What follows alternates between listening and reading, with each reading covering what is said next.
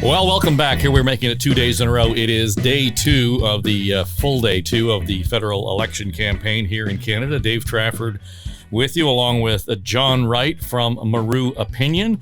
And this is the Writ Race. It is our daily offering on what is normally on the ledge, and that would be the Ontario Politics Podcast. But let's face it, John, for the next 34 days, all Ontario politics is going to be focused very closely on what is going on in this federal campaign, because as you often say, nobody's going to form government in Ottawa without winning it here in this province.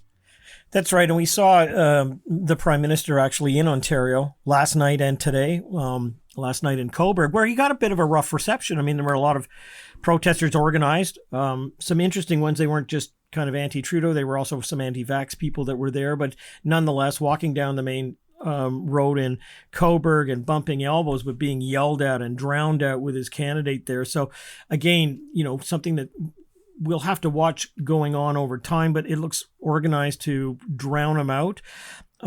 We saw Mr. O'Toole, though, playing a different game where he's more virtually known. He dropped his economic platform yesterday.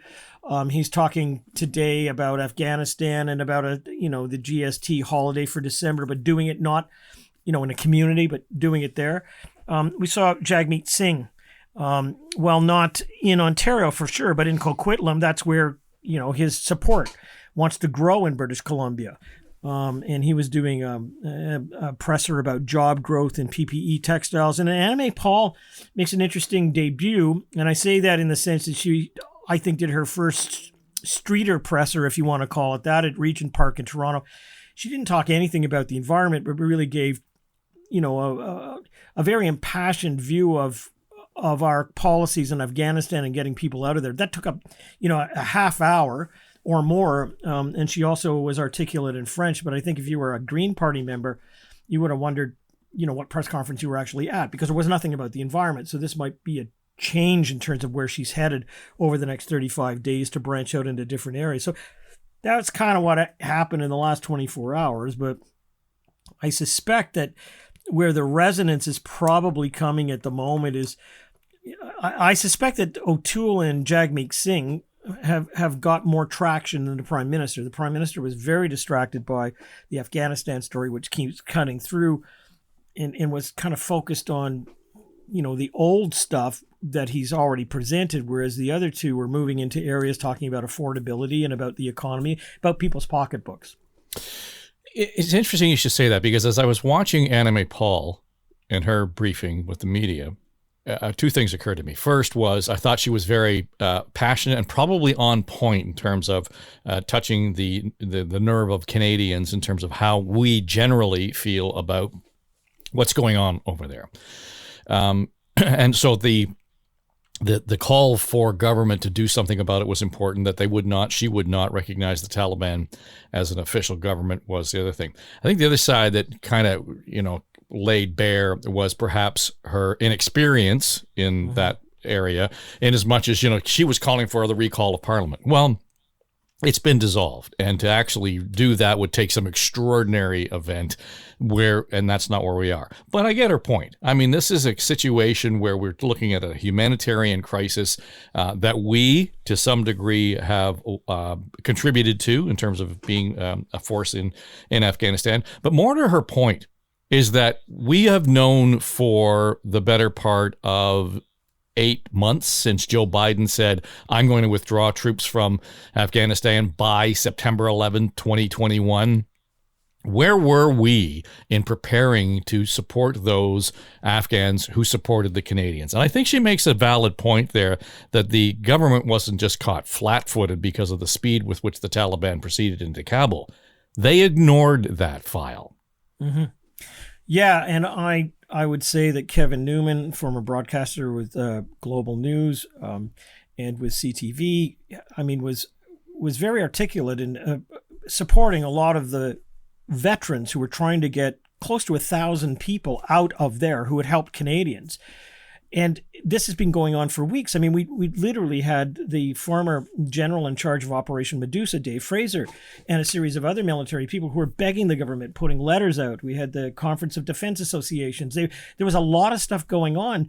And there didn't seem to be any traction on the ground. I mean, they did have, you're absolutely right. They had months to do this, and now we're kind of at the last minute flying people, into Kuwait and hoping that they get out. I'm not really sure, even though the Prime Minister said that I think he said there were 9 flights out of Afghanistan. I don't know whether that's us or combined. It's not very clear. But I think this is an issue that's going to haunt the Prime Minister. I think this is an issue that when I looked at the footage again today from yesterday with people falling from the plane, it's horrific, and it takes me all the way back to 9/11. I think what's going to unfold over the next few days is going to disrupt what normally would have been a campaign where every day was a different issue or a campaign plan.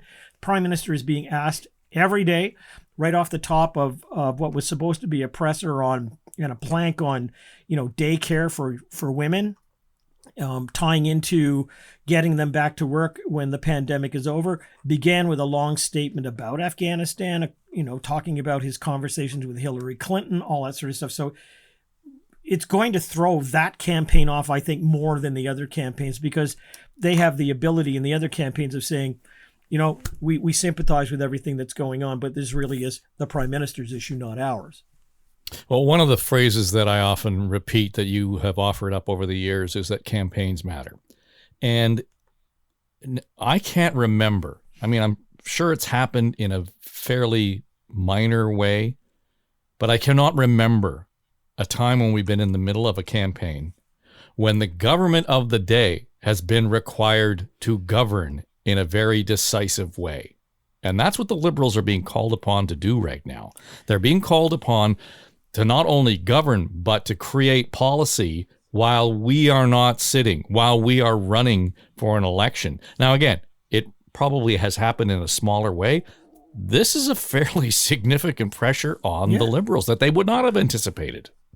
No, not at all. And they, Canada doesn't stop working because there's an election campaign. There are still people running the government. They're responsible for a bunch of things. I mean, Marc Garneau is the minister responsible for foreign and global affairs. I mean, it's got responsibilities, and the same with the defense minister and a group of other people. The Prime Minister is still in control of this country, and he has to make decisions. So this is all inbound from an area that they didn't expect. And I think it's characterized by the very first speech that the Prime Minister made at Government House.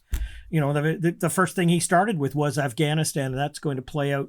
And I don't think it's going to get any better for him. It's going to be a distraction for the rest of the campaign. Countering that, though, I think the Conservatives have had, if I have to say a good 24 hours, it would be because they've managed to do a few things. Number one, they dropped this tome. How many pages is it, Dave? 350 pages more it's than huge, the NYC. And it's got a magazine cover on it, like he's Mike Holmes, and he looks all buffed, and that running and handing, getting that wine glass from his wife certainly paid off. That's for sure. But I mean, but he's talked about a 5-point plan. Okay, so let's a 5-point plan, not a 100-point, 5-point plan. So he's got pillars that he can speak to. Secondly, the parliamentary budget officer is going to cost it out, and that's going to take weeks to happen. I mean, he hasn't costed it out, but when that comes in, no one's going to care anyways. But isn't that the smart way to go? Just on that, isn't that the smart way to go? Because rather than throwing a number out there that becomes a distraction, listen, we're giving it to the independent third party. They'll tell us what we're going to pay for this, but we're committed to this idea. I think that makes sense. Yeah, absolutely. And putting it out right away, again, I come back to 5 points, not 100 points. 5 points. He's able to talk and talking points to those.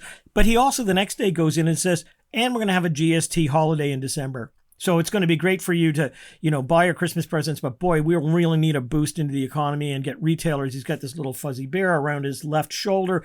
He's talking about the pocketbook and the wallets.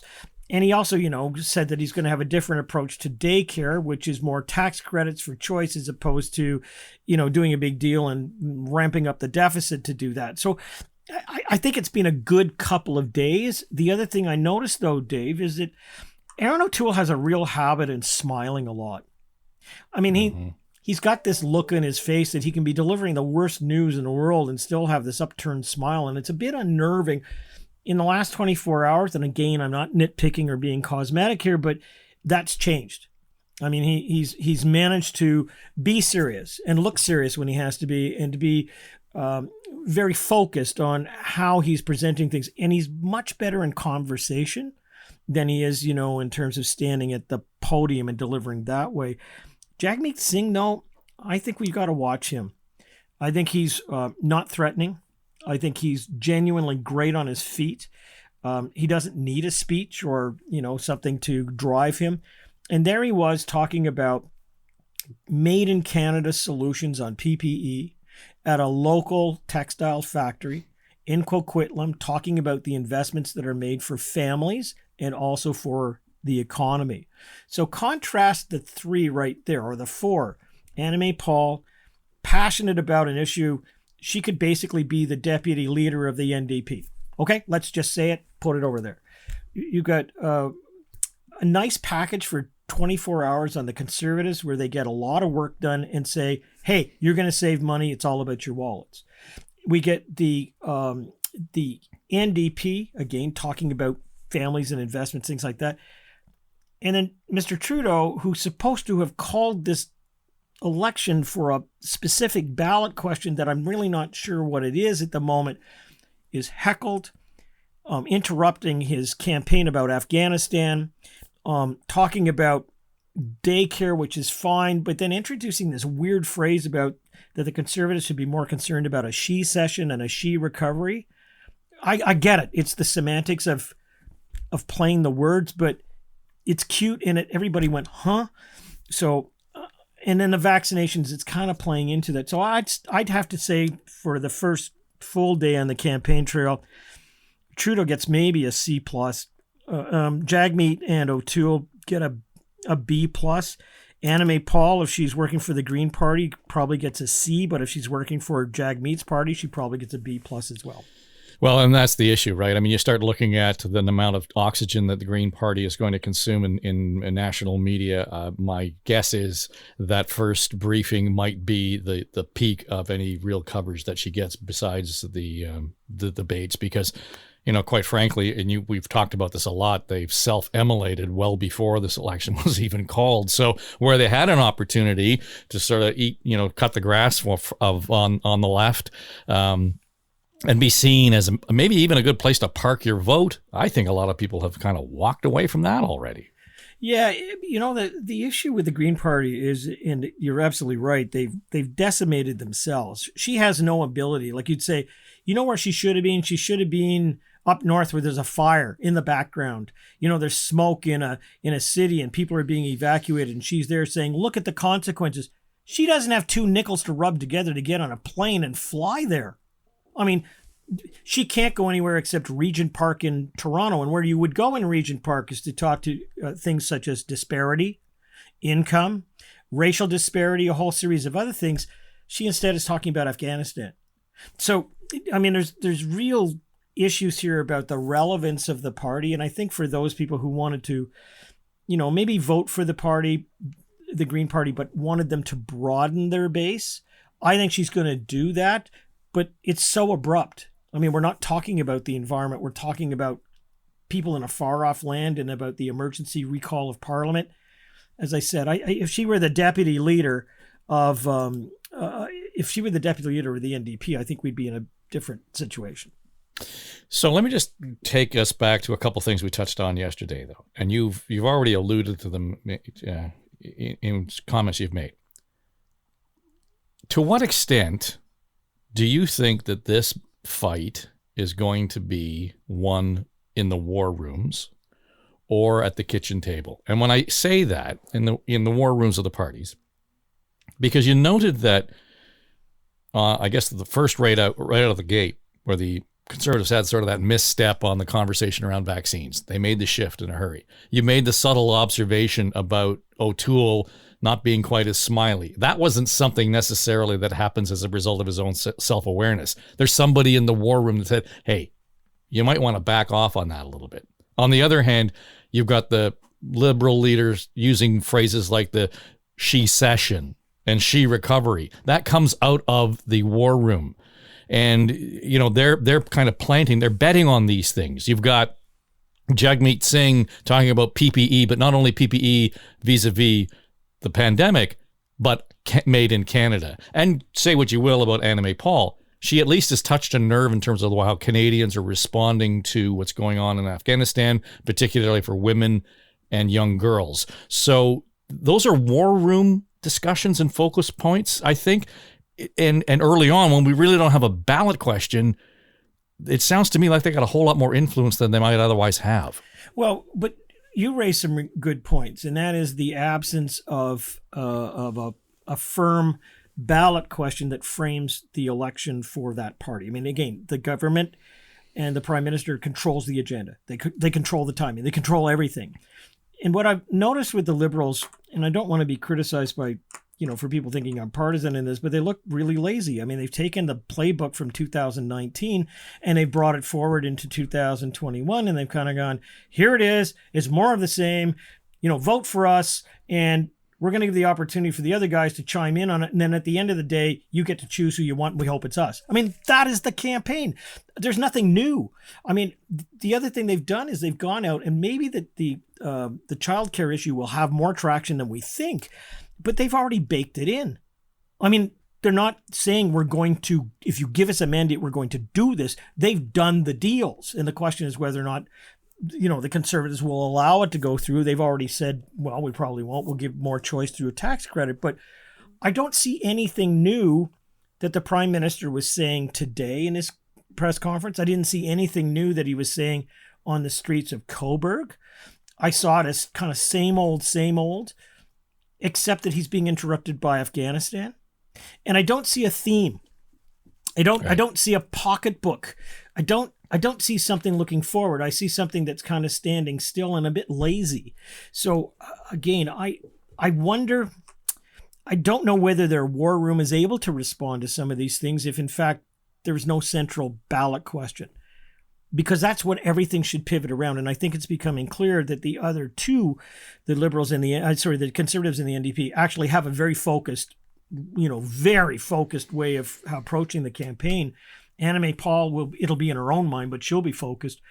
The Liberals, I just don't see it at the moment. So maybe it'll emerge, but I think this is going to be a pocketbook type campaign that's going to be decided at the kitchen table and not through some big disaster that happens to the other parties so far. Yeah. Well, and as you have often noted, you are far better off if you can define yourself as opposed to letting your opponent define you, and that, right, seems to be what's happening here. And the government is behind the eight ball. Again, I go back to the idea that they are having to focus on governing as much as they are on politicking, and we both know that getting elected has nothing to do with governing. That's right. But again, I don't. You and I said yesterday, and we talked about this at the last week we were on the phone with each other. The government, with Afghanistan and with some of these external issues, has no control over that agenda. Mm-hmm. It will wing in and out today, tomorrow, depending on what's on the television. They will be prompted to respond to it, and the other parties may chime in, but they don't have to. They can basically say, well, that is the Prime Minister. He should have decided what he was going to do. He didn't have to call this election campaign, yada, yada, yada, and go down there. I think it also reinforces the fact that people will say, why are we having this discussion? Why are we having this consultation with the people when there were far greater issues on the go? Nonetheless, what you and I talk about every day is oftentimes a reflection of what is out there and the campaigns are dealing with. And today, on day 2 of the campaign, we're still talking about the Liberals and that they're not putting their foot forward, as opposed to, they've got some great traction. On the other hand, we've said Jagmeet Singh and the Conservatives have had a pretty good 2 days putting down some policy planks. And Anna May Paul, maybe she's not as green as Kermit, and what you'd want and the environment. But you know what? She's at least in control of herself, and she's got some interesting points that she's putting forward that are different than you would normally expect. So the focus, I think, in the next 24 to 48 hours will be on the Liberals to see whether or not they've got any traction and whether they're hitting, what's going to give them a sense of momentum. But I get a sense right now, Dave, they're kind of flat in the water. Yeah, well, and I know you guys will be working on it at Maru, just in terms of sort of getting the pulse of how people are responding to this. So I may be interested to see what starts to percolate to the top? Because, we're talking so much about the parties themselves, but let's face it, the folks who are going to put the X on the ballot are the ones who, John, may be the ones that define the various ballot questions. If we're all, sort of given the mission of finding our own, be curious to see where that balance falls among a whole bunch of issues then. Well, two things.